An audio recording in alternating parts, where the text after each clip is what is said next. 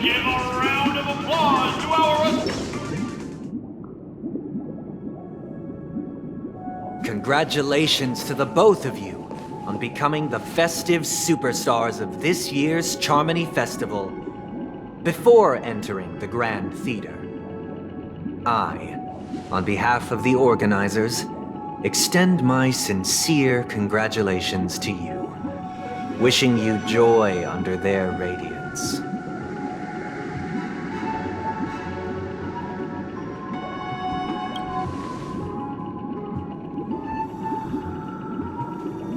As previously promised, my sister, Mr. Yang, and I have met with the Dream Master. We delved into the truth about Penacony and its Stellaron, and have come to a consensus. Both I and the Oak family cannot acquiesce to your request. Just as expected. We acknowledge the perspective of you, Nameless. Penacony does require change, but not as you propose. The planet of festivities cannot and will not revert to a place characterized by chaos, disorder, or anarchy. Through your journey of overcoming obstacles, you must have glimpsed the essence of that era. The vulnerable ruthlessly eliminated, equality non-existent, common folk living precarious lives, eking out a dreary existence. Ultimately, only heroes like yourselves manage to achieve success. But I would dare ask, if you did not possess the special status of having a Stellaron, and you were but an anonymous and frail member among the masses, which Penacony would you prefer? A dystopia for the survival of the fittest, or a sweet dream paradise for all?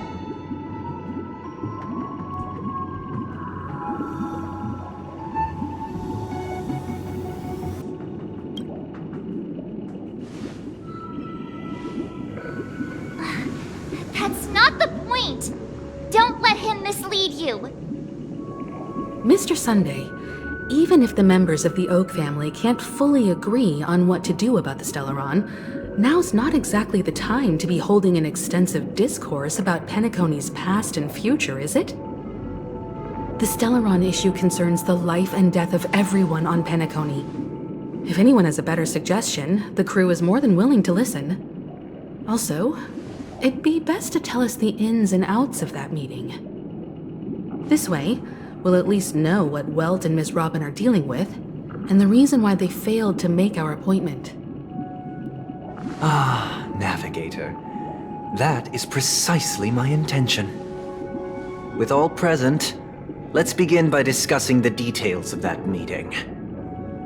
Let's talk about our tribulations and choices, our ideals and beliefs, and our final course of action. The only path to take.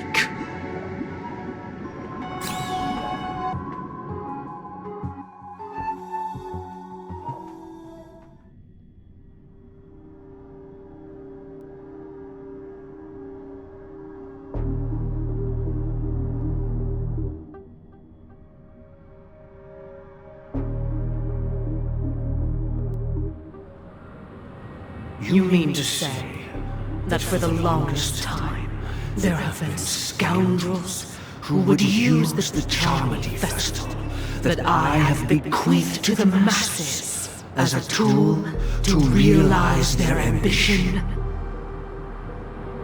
Indeed, Dream Master. Once the Charmony Festival begins, the Stellaron's powers, along with the song, will be broadcast across the entire planet of Penacony. And then everyone in their dreams will be unable to awaken. This is indeed surprising to me. The dreamscape is maintained by the collective effort of the 5 families. If someone were to use the Charmony Festival to recklessly disseminate the power of the Stellaron, this individual must hold a position of great authority. Do you have any suspects? I'd like to ask, did you really not know of the Stellaron's existence? I would have never thought that this nameless would point the spear at me. Quite astonishing indeed. If I have offended, the Astral Express extends its sincere apologies. But the current circumstances are dire and leave no room for meticulous inquiry. We're doing this out of concern for the Dreamscape's safety. So, if you could, please alleviate our concerns. Dream Master, it's just to prove that the Charmony Festival has nothing to do with the Stellaron. If we're being overly cautious, I will return to the stage to offer tribute in song, just per the arrangement.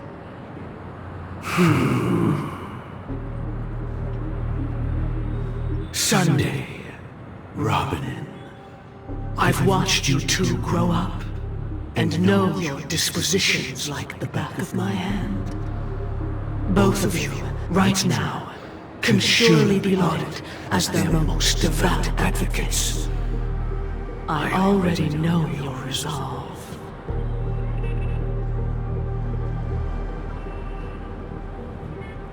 The magnitude of this matter is enormous and cannot be taken lightly. Since Mr. Yang has asked with such earnestness, I will personally respond in kind.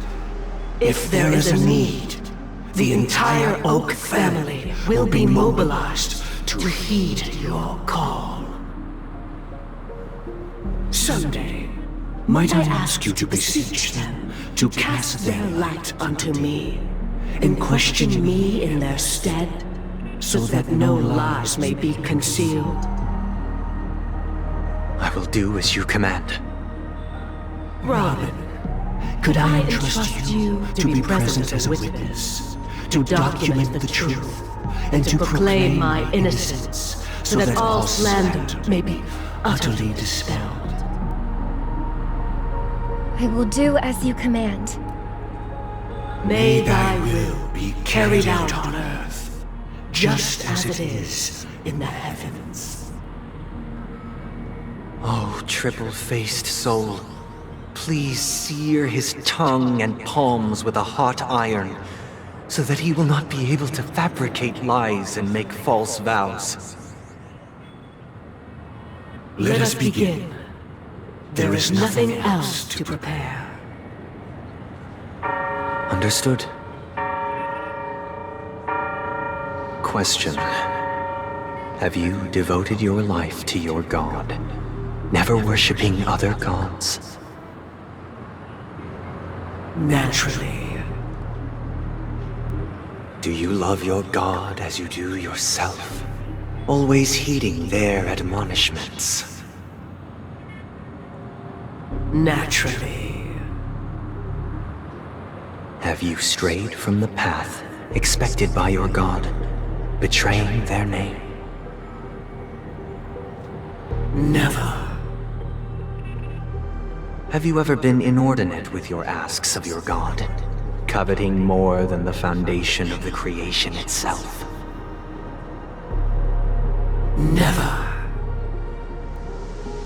Then, a final question. Do you swear to fulfill all vows, past, present, and future? With the Eon as my witness, if I do not deliver on my words, or if I renege on my vows, may I be cursed in accordance with divine law. They have seen your faith, and have endorsed your faith. With this, it can be evidenced... Just a moment. What is it, Mr. Yang? I have another question I hope to have answered. To my understanding, the family's harmony and prosperity have never relied on so-called divine laws. The god you both mentioned, are they truly Shipe? Mr. Yang should know that those belonging to the family toil together as if they were kin, embracing solidarity and unity under their light. All duplicity is laid bare before the harmony. Such a delicate and complex symphony. Which other god could perfectly harmonize this, if not for the Great One, Shipe? Perfectly harmonize. Therein lies the problem. It isn't an outsider lurking in the shadows who changed the harmony, but a dissonance that has surreptitiously emerged from within this very symphony itself. In the distant past, there existed an eon. With one flick of the wrist, they crafted the laws of the cosmos. Their followers formed the Beyond the Sky Choir, spreading solemn and reverent hymns throughout the universe. Later, they fell. The route traversed by this eon clashed with the harmony, ultimately being absorbed and fused into it. The chorus that once reverberated across worlds fell silent, and when it echoed anew, it was transformed into the hymn of harmony. Though an eon may perish, paths with no masters still linger. In the all-forgiving harmony, echoes of bygone dissonance may subtly arise. Mr. Yang. Being overly astute can be a detriment, especially when you find yourself alone and without allies.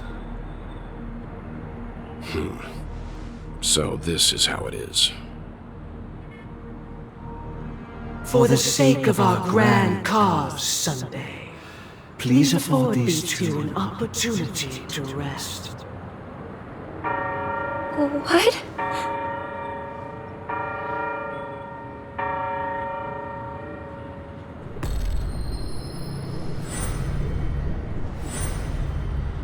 Sorry, Robin. It's just you. I did not wish for you to know this. It's a pity that things have turned out this way. So, this is the true reason I can't sing? The shadow that envelops Penacony is actually... We were never children of the harmony. Our ideal paradise could not have been crafted by Shipe. True bliss can only be guaranteed by the one who transcends the many. Within the foundation of law, humanity establishes civilization, and through harmony, we obtain order.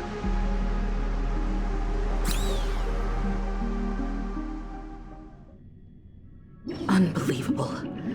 To think that there would be remnants of the Order on Penacony. What have you done with Mr. Yang and Miss Robin? Don't worry. I just gave them some time alone to ponder their fates. You should know that these actions make you an enemy of the Astral Express. Should we need to stand against the Nameless, it would only be myself and the Oak family involved. But we haven't reached that point yet, have we? Your efforts for the justice of Penacony are evident to everyone, and have been widely observed.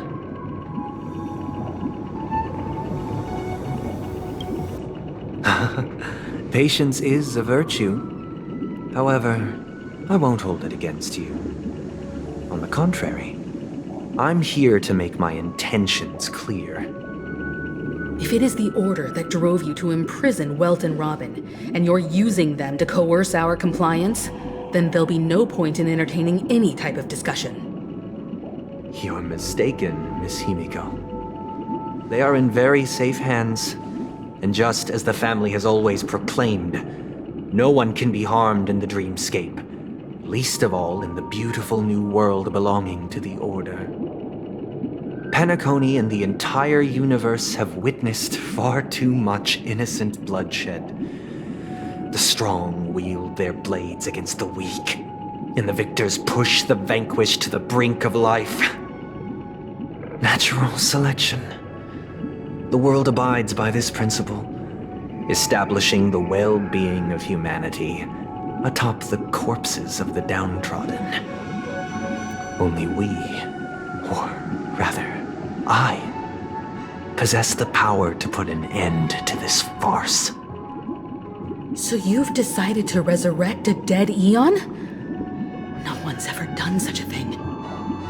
If Miss Himiko is interested, let's draw back the veil and speak candidly. I've always firmly believed that people can understand one another through peaceful means.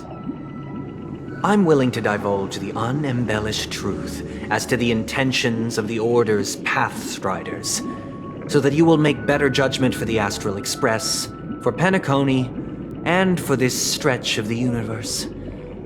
Words can hardly do justice to the beauty of that ideal. So, come with me, everyone. Let us retrace our steps and see once again where this road leads. Huh? Where'd he go?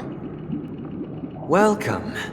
This isn't any location in Penacony's dreamscape. It's my inner world. The reason the scenery before you remains unchanged is because your consciousness has drawn on similar concepts to fill in the gaps. Did you do the same to Welt?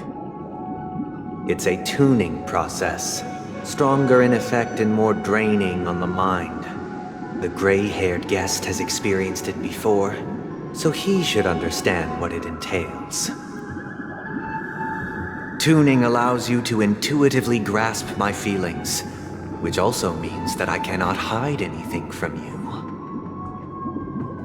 Now, everyone, please look at the huge screen. The road we once took begins here.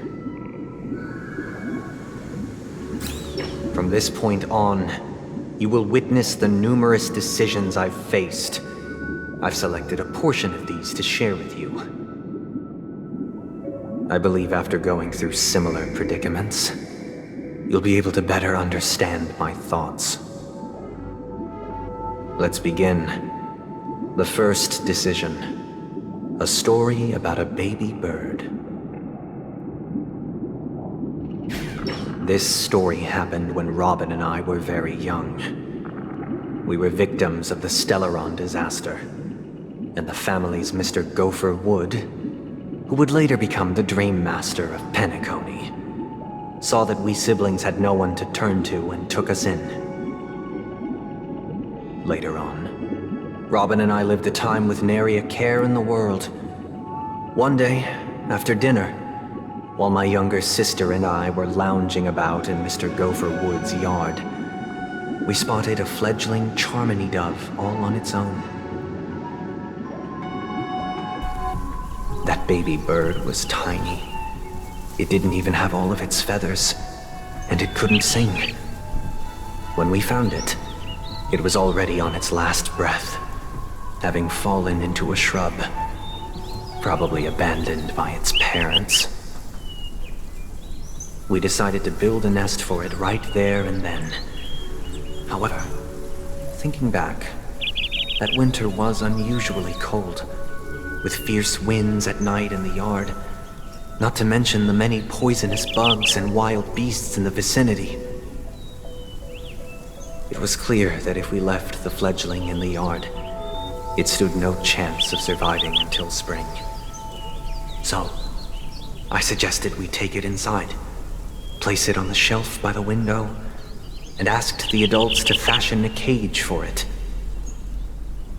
We decided that when it regained its strength enough to spread its wings, we would release it back into the wild. The tragic part, something that we'd never considered, was that this bird's fate had already been determined long before this moment. destiny was determined by our momentary whim. Now, I pass the power of choice to you all. Faced with this situation, what choice would you make? Stick to the original plan and build a nest with soft net where the Charmony dove fell. Or build a cage for it and feed it, giving it the utmost care from within the warmth of a home. I eagerly await your answer.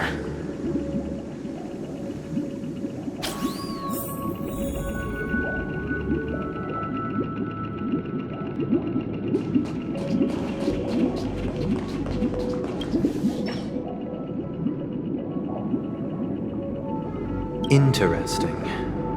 Since you've made up your mind, allow me to reveal what fate this choice will bring to the fledgling. From what I've observed, there are at least 3 predators in that yard that prey on small birds. The Vosicle Scorpion, Asdana Wolverine, and the Huntington Winged Snake. Even if they shy away from humans, these animals are still near apex predators in a fenced location like a yard. In such a location, only one fate awaits that little Charmony dove. A painful death. As for the choice you made, I am deeply sorry. Now, let us advance to the second decision. This time, it's the story of a dream chaser. This story happened when I was appointed as Bronze Melodia, a position exclusive to the Oak family, charged with listening to the problems and vexations of Dreamscape residents, and providing them with the relevant guidance. It was during that period that I had the opportunity to hear voices from all corners of the Dreamscape.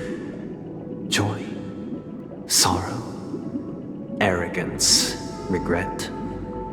The complex tapestry of human nature that formed the world. And I was fortunate to catch a glimpse of it. He was a dream chaser and an illegal stowaway. Just like the rest of them, he came to Penacony in search of a better life, except that, to most people, the price he paid, I suppose you could say it was everything. He told me, I sold everything I could at home. The house, the land, even his 2 children. He said he could not afford to raise them, and that at least they could eat if they lived as slaves. He had a plan in place. He would buy back his children once he had made his fortune, and enjoy Penacony's beautiful dream with them. Alas, his plan to smuggle himself was somewhat clumsy, and he was sniffed out by those pig-headed hounds. After hearing the Dream Chaser's story, I immediately appealed to the Bloodhound family to cease their pursuit. That way, at least he could live peacefully. But I was still too naive to the ways of the world. I did not anticipate that what I thought was a kind gesture would later lead to dire consequences. I'll tell you the outcome soon. For now, I'd like you all to make a choice. Will you do as I did and try to convince the Bloodhound family to stop their pursuit so that the Dream Chaser may live peacefully and realize his wishes? Or will you remain silent, leaving him to languish while the hounds are hot on his heels until his inevitable judgment arrives? I look forward to everyone's decisions. Who knows? Perhaps they might even alter the outcome of this tragedy.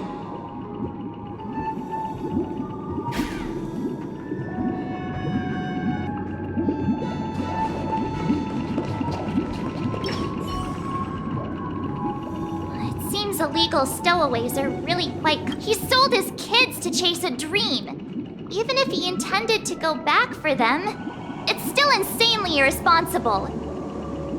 With that thought, there's only one choice. Let the Bloodhound send him back home. This person deserves to be punished.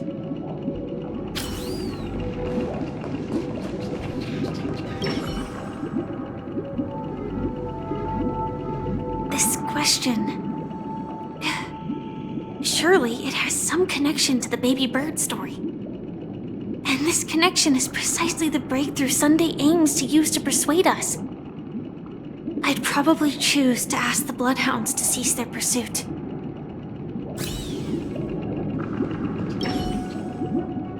A dream chaser story. If I acted out of kindness, I would probably ask the Bloodhounds to stop their pursuit and lend him a hand. But what cruel repercussion would this choice result in?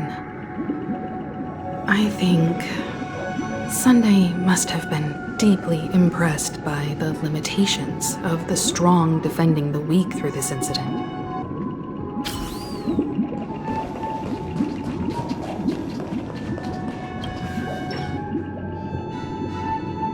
It seems you, like me, are pondering whether a different choice could have led to a better outcome. Sadly, his fate would only be more tragic. Say he never gets caught. He would only die from delirium. The methods with which illegal stowaways enter dreams are unorthodox, not flawless like the hotels. Living in the dreamscape would be a mere pipe dream. Should he be apprehended? Could the hounds afford to turn a blind eye? The answer is a definitive no. They couldn't bear the resulting consequences, and thus wouldn't dare extend a helping hand. As to your choice, I once again offer my heartfelt apologies. Next comes the third and final decision. And the story this time is my own. This story happened the day I was appointed the Oak family head. At that time, Mr. Gopherwood was the current Dream Master, and as per his wish, we had a private conversation. What surprised me was that the Dream Master had only come to deliver a letter to me. He let me read its contents, and it was a letter from my sister. The letter contained the usual pleasantries, anecdotes from her travels, nothing out of the ordinary. Just as I started wondering how this letter related to our discussion, the Dream Master began to speak.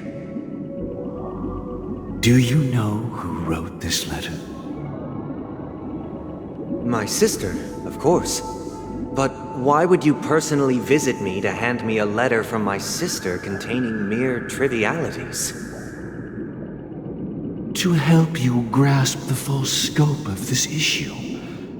Do you know where Robin is at this moment? From what the letter indicates, she must be in Caspelina 8, correct? She's touring there right now. Correct. Has she mentioned anything about a stray bullet? A stray bullet? What? A war has broken out on that planet. It is because of this very reason that Robin chose this destination. To spread the word of the harmony. And to save the lives of that planet.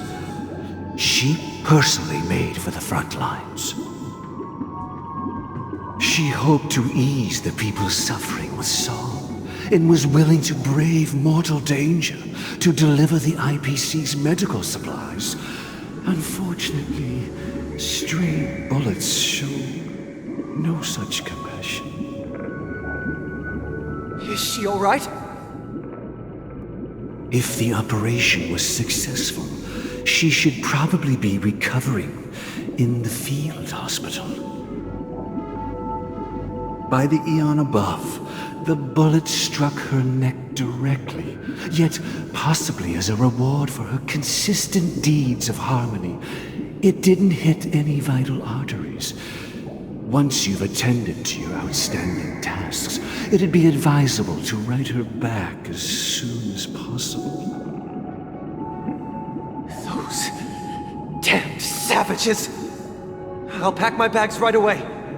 My gratitude for bringing this to my attention, Mr. Gopherwood. Now you understand why she always wears such elaborate neck ornaments, don't you? How could this happen? Miss Robin. It's all in the past, so please don't worry. I share this in the meager hope that you will understand the harmony's limitations and predicament. As grandiose as the strong defending the weak sounds, many times, it is nothing more than wishful thinking. Likewise, I've prepared one last question, one last choice. But rest assured, this choice will not have any grave consequences. Because this is merely a figment of imagination, a nightmare that has haunted me through countless nights. If you ever had the opportunity to make a choice like I did, would you still support Robin's journey on the path of harmony?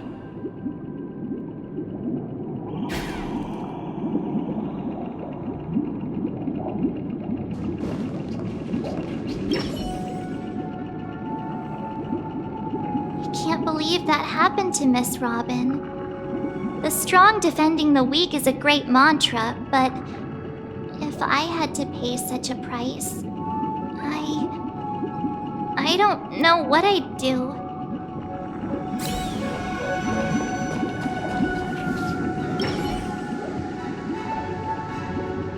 Miss Robin's courage is admirable. And here I was thinking she was just another superstar celebrity. But the fact that she's also Mr. Sunday's younger sister? No, I doubt he'd wish harm on his own flesh and blood, no matter how grand the ambition.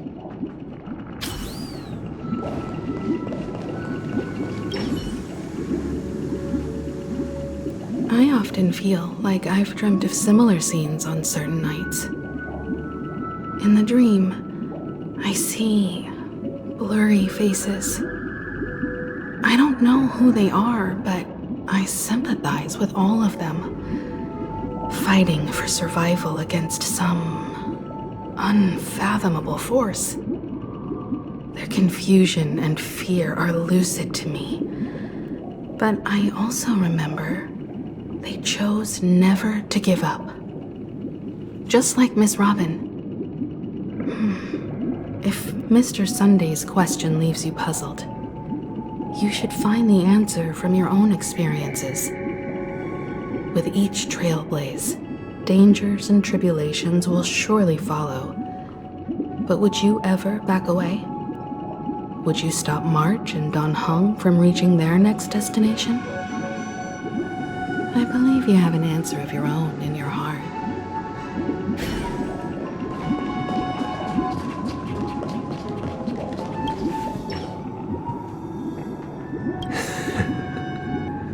I see.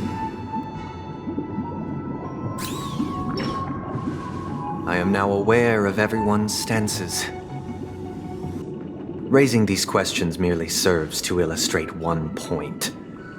The plight of Penacony cannot be salvaged by the harmony.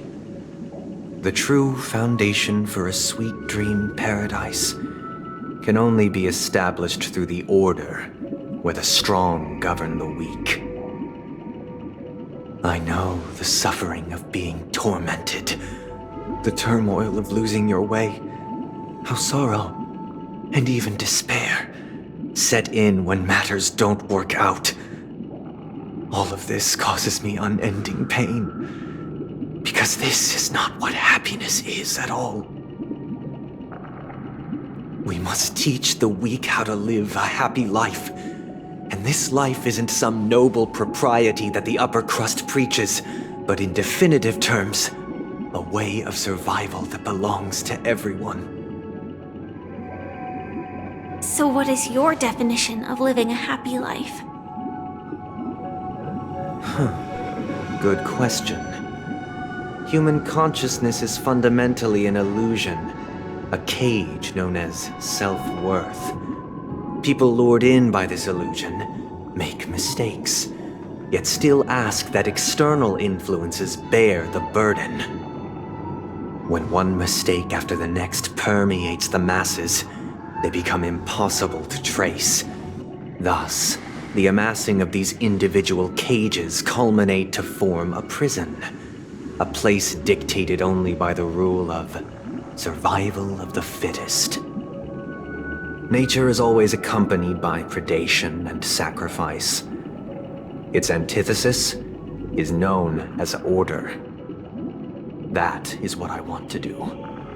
Unite people's happiness under the banner of order. They won't need to make bitter choices any longer, nor face the weaknesses of humanity. They can cast aside their primal instincts to build a haven for mankind. Simply describing thoughts is far too abstract, so allow me to provide a simple example. As you all may know, there are societal norms like weekends and long weekends that exist on some worlds.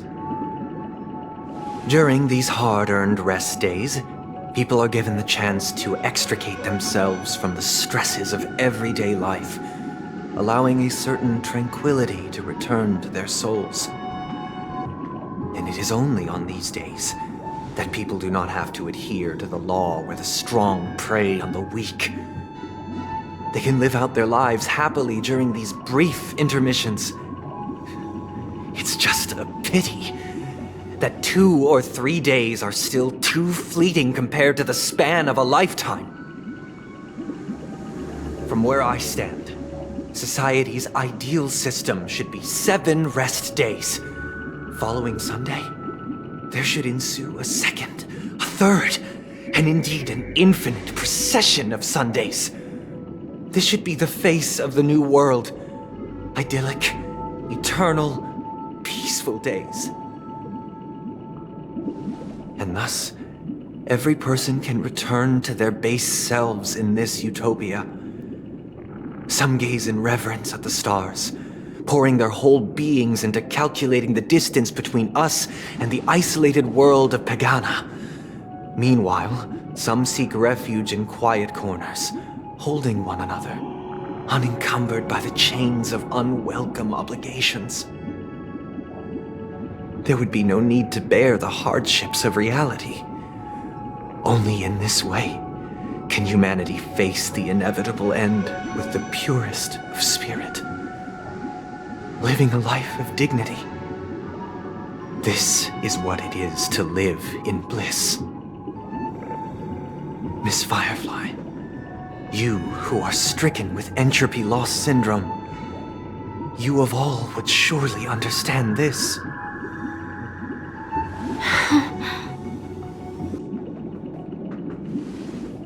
It sounds like a flawless theory.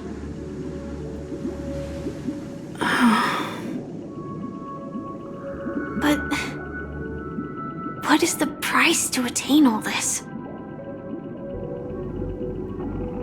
The cost is minute, merely a personal and eternal sacrifice.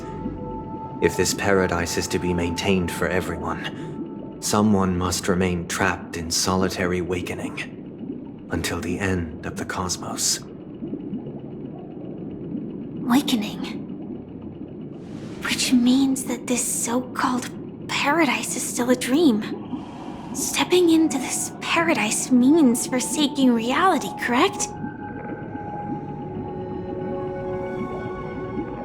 It is not forsaking, but transcending. Flesh, blood, sorrow, weakness. If the physical is the root of spiritual suffering, it is only logical that we defeat it. But in this supposed bliss, people won't have defeated their demons. The chance to overcome their tribulations would be forever lost to them. In other words, it is an escape. That's another way of understanding it. But there is no shame in escape. On the contrary, the seeds of escape exist in everyone's hearts. Don't you agree, Miss Firefly? And as to why we sleep, it is because we are afraid to awaken from our dreams. But this is not in conflict with the grand plan. Only in acknowledging this can we truly understand the frailty of human nature, and from there, show compassion and protection.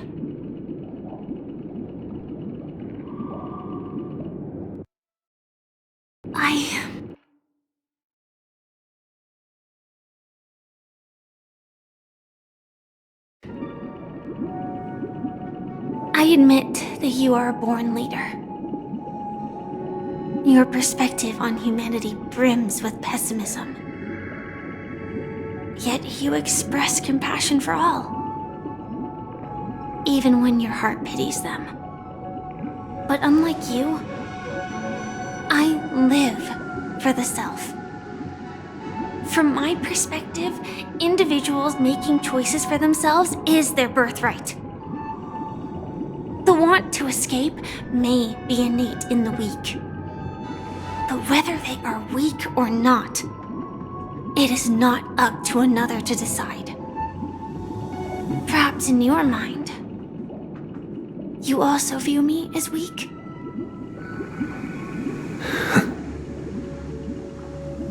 Because I don't think so.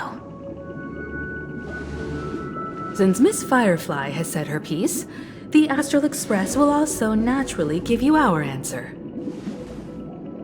We'll leave it to you, just as Mr. McHale instructed before. Tell him our choice.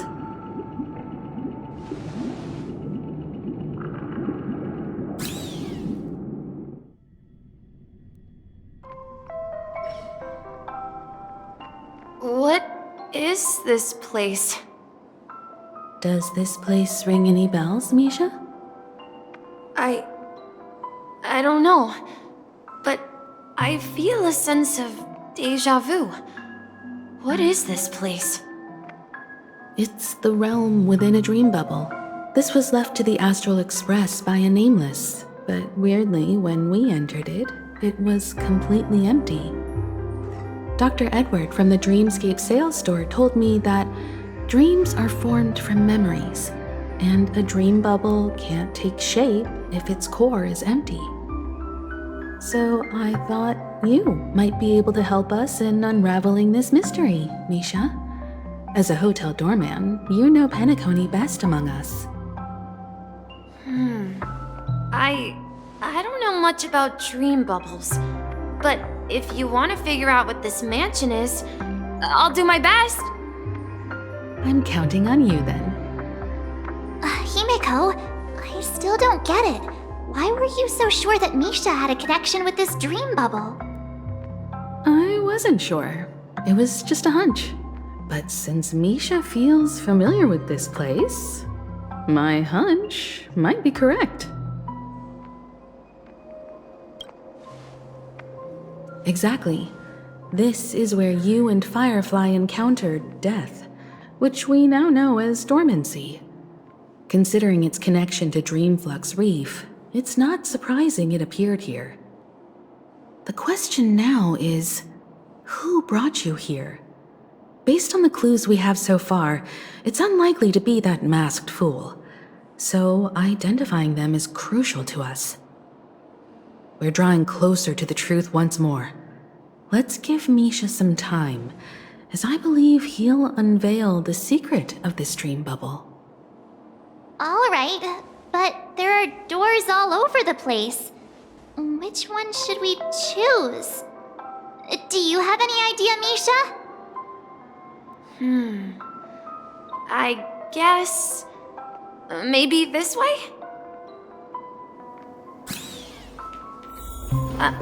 I'm not entirely sure, but let's give it a try. Wait, you managed to choose... Weird. This place is quite different from the hotel. But I feel like I've been here before, and even lived here for a while. If I remember correctly, there should be a fireplace down that hallway. Clocky and I used to sit by the fire, listening to the crackling of firewood.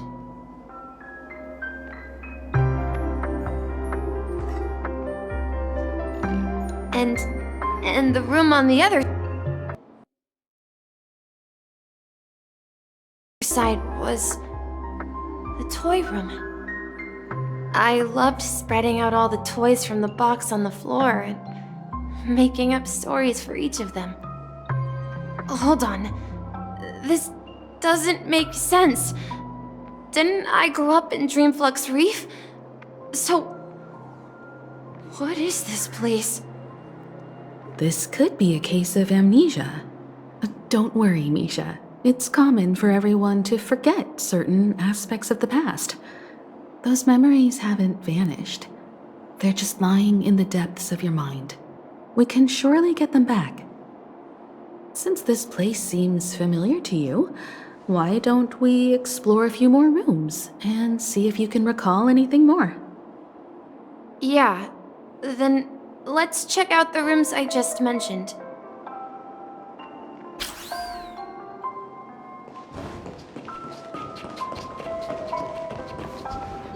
Mikhail, that's the name. Now we all know him as the Watchmaker. So, who is he talking to? Do you know anything about it, Misha? I'm sorry, I don't know much about the Watchmaker, but Mikhail... Anything special about that name? Mikhail is Grandpa's name. Grandpa? Do you mean you're the Watchmaker's grandson? But we haven't heard anything about the Watchmaker having descendants. And the name Mikhail is not rare. Perhaps it's merely a coincidence. Could you tell us more about your grandpa, Mikhail? Yeah, sure. He was a seafarer who fearlessly ventured into mysterious seas and storms. He was always on the sea and had lots of friends who accompanied him on his travels. He didn't want me to call him Grandpa because that would make him sound old. He believed he was still young. The name Mikhail was given to him by his parents, Mihaly and Elise, both renowned seafarers. Every time he came back, he'd share his logbook with me and tell me about his adventures at sea. I want to become a great adventurer, just like him. It appears that the seafarer has nothing to do with the Watchmaker. So, perhaps it's just a coincidence? So, where is your grandpa now? He went off on a new journey, and it's been quite a while since I last saw him. So, where has Clocky gone? Did he leave to protect Dreamville?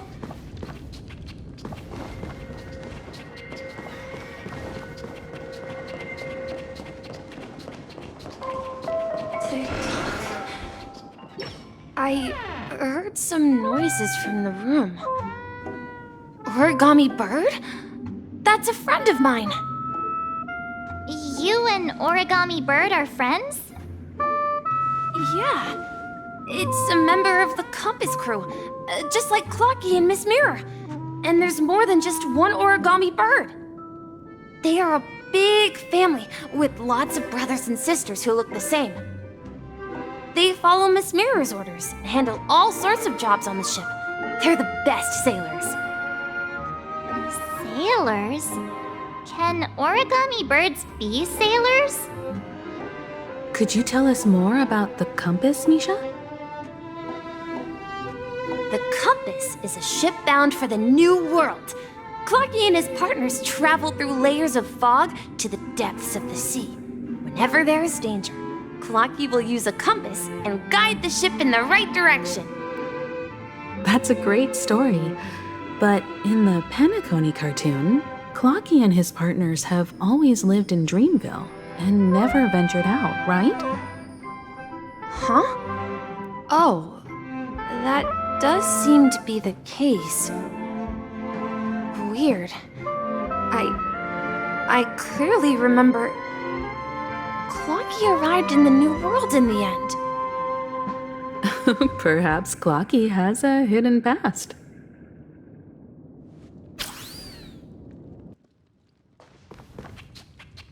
I think I hear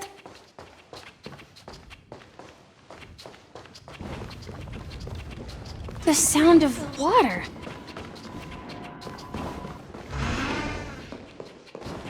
You want...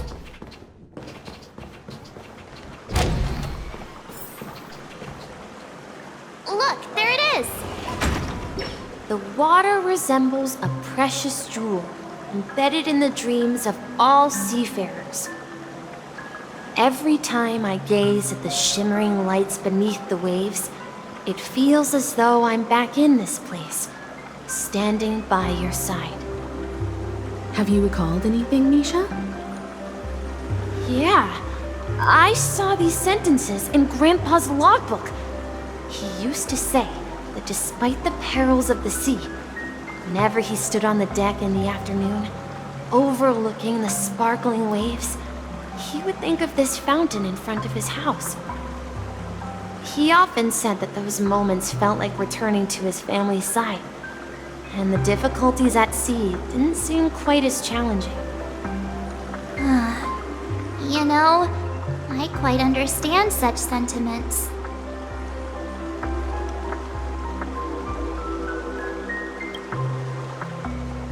I'm not an elder.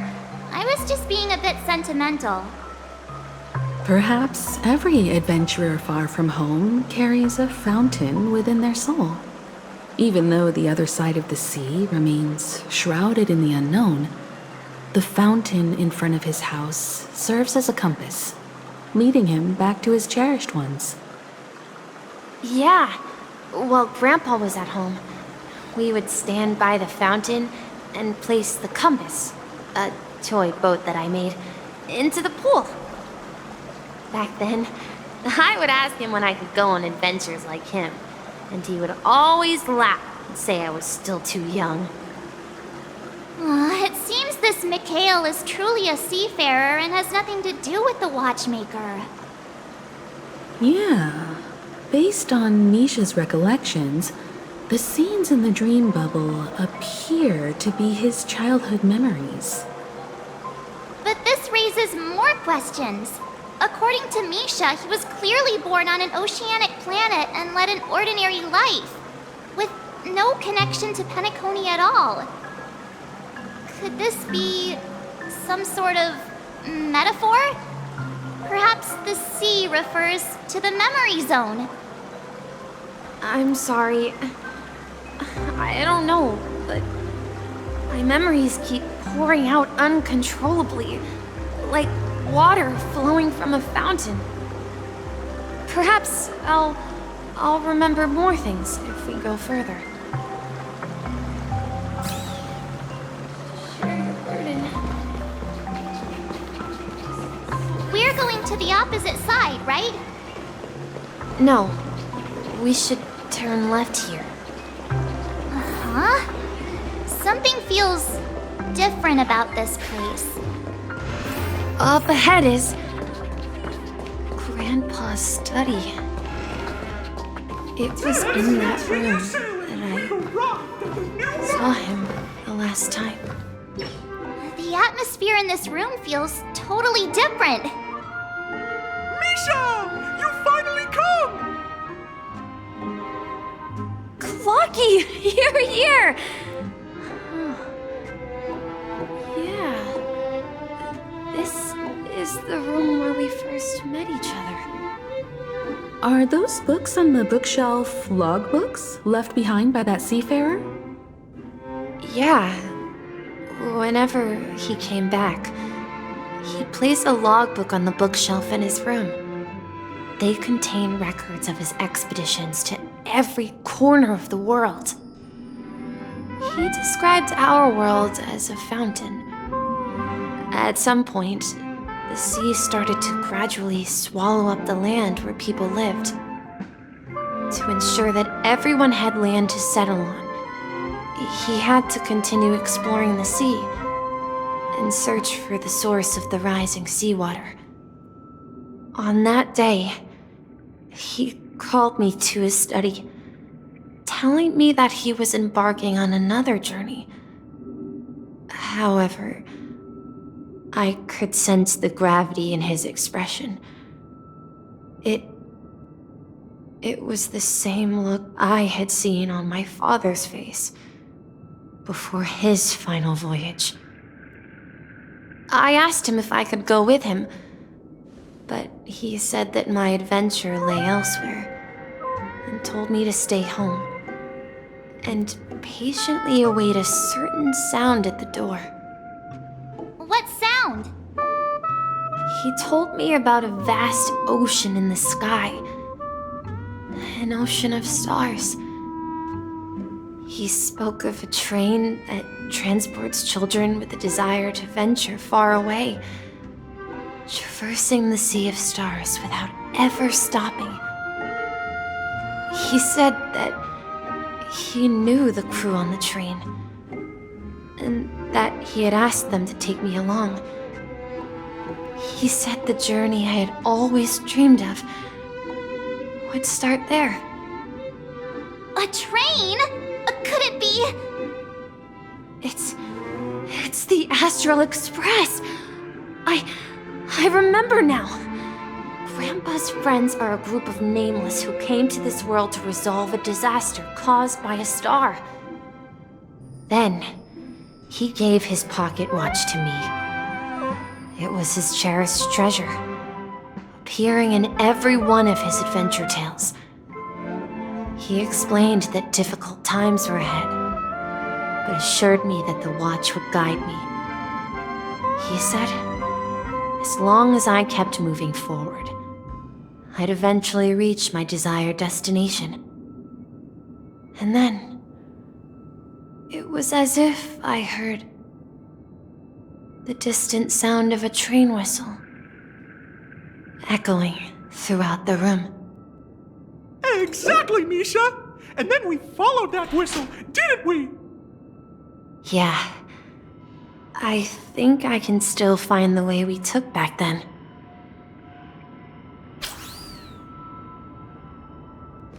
This is the dream jigsaw, right? So we're supposed to find the exit. But where can we find the last piece? Do you remember? You said you obtained a mysterious shard when you stumbled into this place. Hey, the shape seems to match. So this shard is also connected to Misha? Looks like we're just one step from revealing the truth.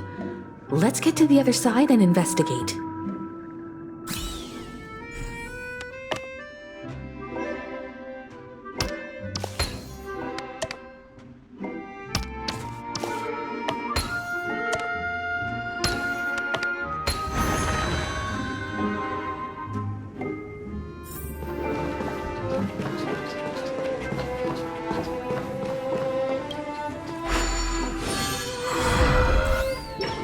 This is it. This is my room of clocks. While I spent my time waiting for Grandpa to return from his voyage, Walter gave me this workshop, and it became my secret base. Here, I learned how to repair clockwork and gears, out of my fondness of precision mechanics. In my dreams, I was the captain of the compass, embarking on adventures with my companions, Clocky and Miss Mirror, in search of the new world. I was born and raised here, So, this building in the dream bubble is your childhood home? Yes, but not exactly. To be more precise, this dream bubble itself is my home. Looks like you've remembered everything now. Wait. Why does it feel like everyone else knows something I don't?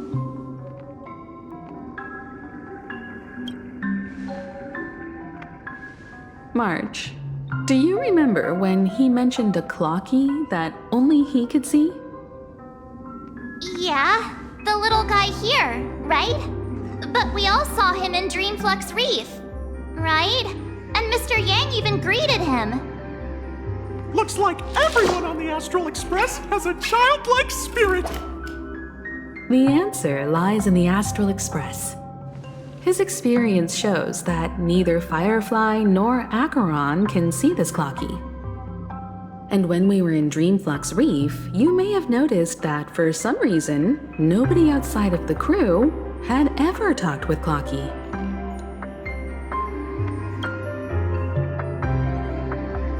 A mimetic life that can only be seen by a select few. It's just like a hidden message left by someone for the nameless. But Misha can see Clocky too, right? They even grew up together. But Misha hasn't started the way of the Trailblaze yet. That's the key to the mystery, March. Now take a moment to recall. Have you ever seen anyone outside of the crew interact with Misha? Wait. No way! That's the answer, March 7th. This dream bubble is the place where I was born. And I'm a dweller in this dream. Just like a memory zone meme. I should have stayed here and waited for you. But when reality and memories merged, I unconsciously pushed open that door and left the bubble with Clocky. So it's not that the Watchmaker's dream bubble is empty, but rather the stuff inside ran away? And the whistle you heard was the sound of the Express arriving at Penacony? That's one way to see it, but I believe there's a longer story behind all this. It's best for Misha himself to explain all the details. How about we start with your name? Now, should we call you Misha, or... Thank you all for helping me rediscover my true self. Now, please allow me to reintroduce myself. I was born on Lushaka, in the Presmere system, adopted by seafarers Mikhail and Char. They gave me a treasure, a name that carried their hopes. Mikhail Char Legwork, or simply Misha. If you prefer, you can call me by a more familiar name, the Watchmaker. So, you're the Watchmaker himself? Unfortunately, that legendary figure is no more. I am only a reflection of his life. As for the child who has been with you, he's the innocent protagonist of Misha's childhood dream. A friend of Clocky, a young apprentice, and a future mechanic on the Express. And this also marks the beginning of his journey, devoted to the Trailblaze. At the end of the journey, I left this little flame, which I so cherished, in my deepest dreams, hoping to pass it on to the nameless of future generations. However, he somehow left the dream bubble and forgot all about his task. I apologize for all the confusion this caused. Because he was born with a desire to trailblaze, wasn't he? I don't think Misha has forgotten his role as a guide. He remembered it, and that's why he mistakenly appeared as a hotel doorman in his dream from the very beginning. The one who brought our unconscious friend here must have been Misha. If that's the case, we encountered the Watchmaker's legacy from the beginning, didn't we?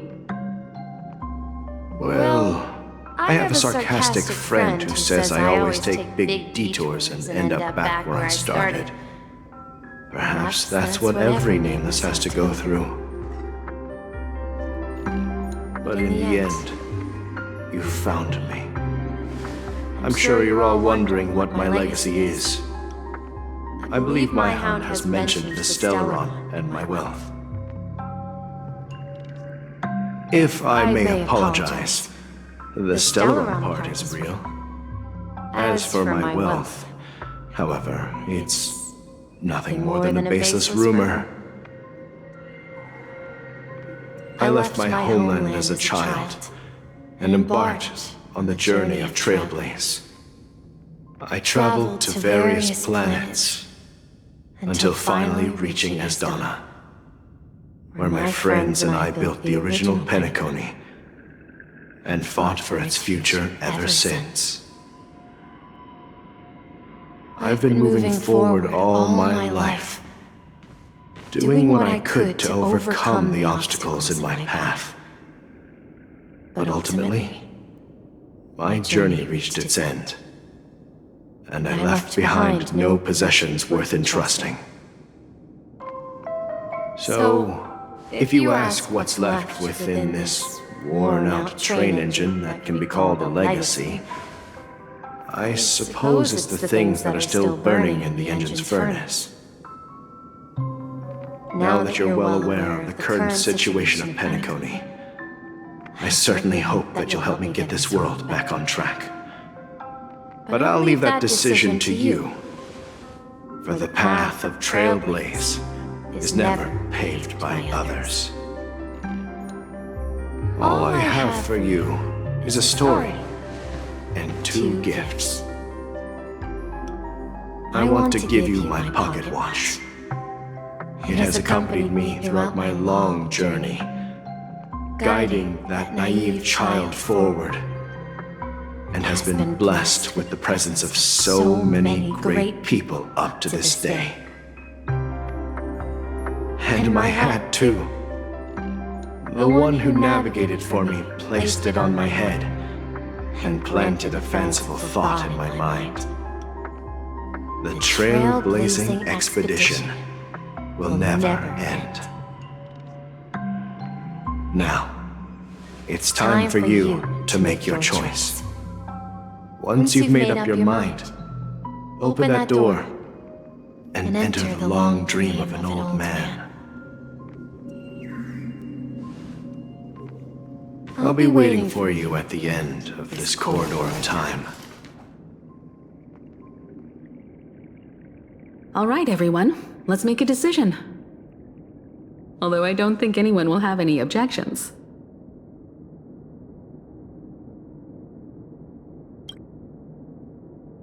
Of course.